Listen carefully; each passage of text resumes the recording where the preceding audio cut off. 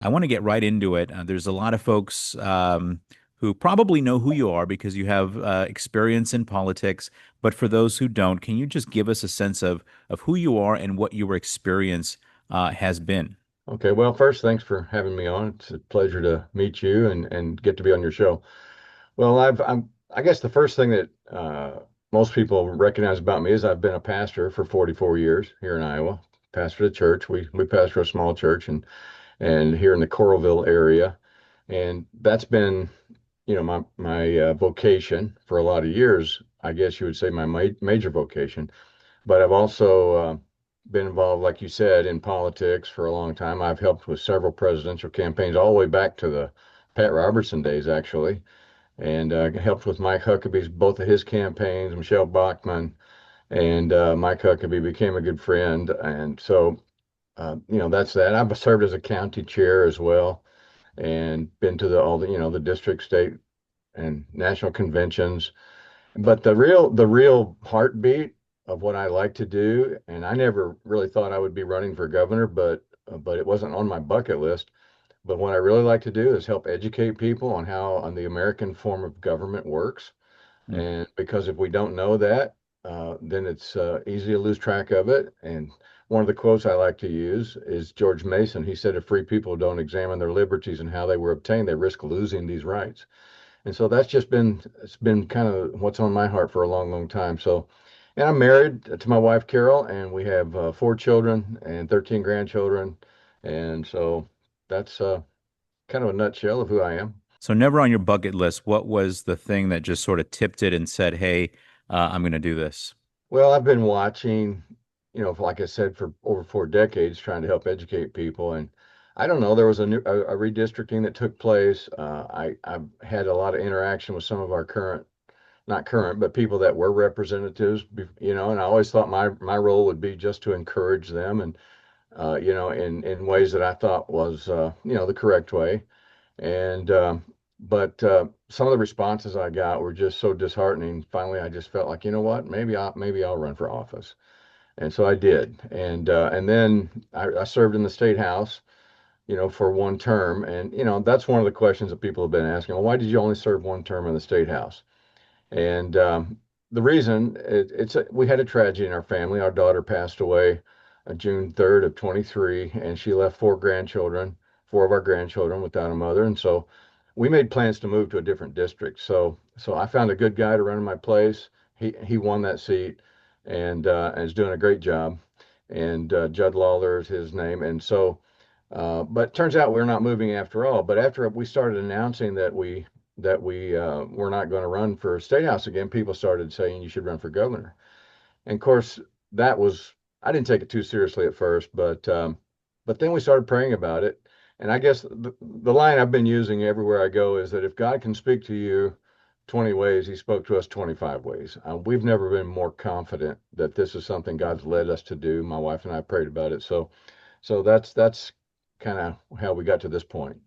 Give me a sense of how your faith, how your pastoral and ministry work um, influences you, influences your decision making, and how that then translates into the decision making that you may have to make as the governor of Iowa.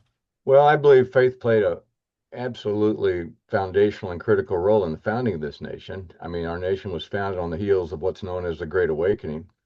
There was a 40 or so year period there that I think shaped, the thinking of the founding fathers. And there's so much evidence of that when you go back and study history. It's just undeniable. I mean, even our Constitution is based on Isaiah 33:22, the judge, lawgiver, and king. Well, they don't want anybody. The founders didn't want anybody having all three of those offices in one place, in one person.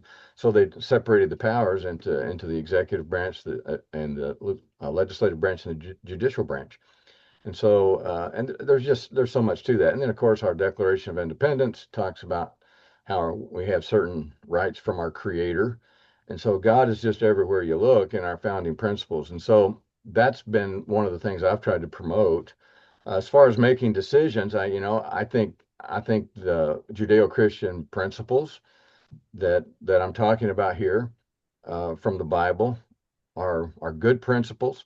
We certainly don't want anybody to feel forced into any kind of religion. I believe totally in freedom of religion. But at the same time, somebody's values will shape public policy. That's just a fact. And I think these are good values. If and when you become governor, how does the trajectory of Iowa change? Do we stay on course or do we adjust a little bit? Well, I think there's always adjustments needed because nothing is ever perfect. Uh, I think I mean, Governor Reynolds has done some good things. I don't agree with everything she's done, but, but you know, I want to see our economy get stronger. And already been talking to a lot of people that I think have really good input on that because it helps with even with the campaigning, that you understand what you want to do. But the economy, I think there was a report came out recently that said Iowa's economy is like one of at the bottom of the list as far as the nation goes. And I don't haven't read on that too deeply, but that certainly needs to get fixed.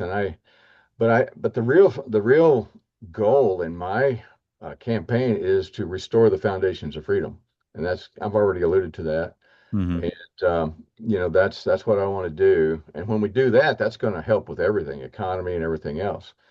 So, and that's not, like I say, that's not a campaign slogan that we came up with that we thought would play well. That's been my heartbeat for 4 decades. Do you have some maybe tangible, practical ways that we need to adjust in this state? Well, one thing that's been on my mind is just accountability and there's been a lot of and transparency. I've tried to look into several things. I have friends who've looked into several things, and there's not a real clarity on how money is spent. I think the account and then deregulation. Anytime we have too many regulations, it hurts people. I think property taxes is another big one, and I know that's already being tackled. There's not a simple solution to that. But when taxes are too high, it just hurts people and they're not that encouraged to go out because it's the people that make the economy work. Government doesn't make an economy work. The best thing government can do is get out of the way and there are a lot of smart people out there who know how to run businesses. And I mean, I have a little bit of business experience, but these are people that they'll get the job done if government gets out of the way. Do you have a strategy? Do you have an approach once you're kind of running that race to say, hey, how do we bring people in who maybe traditionally for many years have not voted Republican?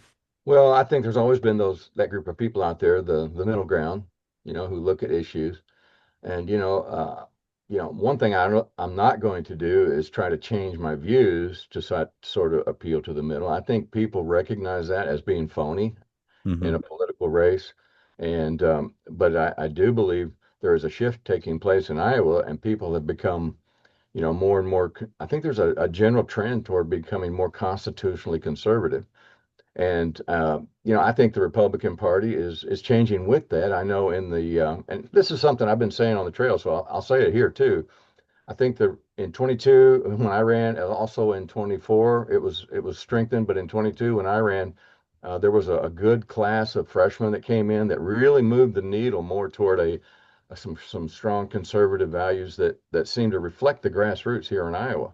And the House, and I was in the State House, and the House leadership recognized that. They moved with it. And as a result, some good legislation was passed. One example of that was the pipeline bill that was, well, we call it pipeline, but it was really a bill to try to stop the misuse of eminent domain. So I don't think that people tend to move away from the direction we're going because somebody takes a stand for good principles. I think we lose the middle when we fail to respond to the grassroots and we just sort of get mushy in the middle. People are looking for leaders, people that know what they believe and can explain why they believe what they believe. I know we could keep talking about a whole host of issues, but for now, I'm going to let you go, and I'm going to thank you for taking some time to let us get to know you. Well, thank you, John. It's a pleasure being on here with you.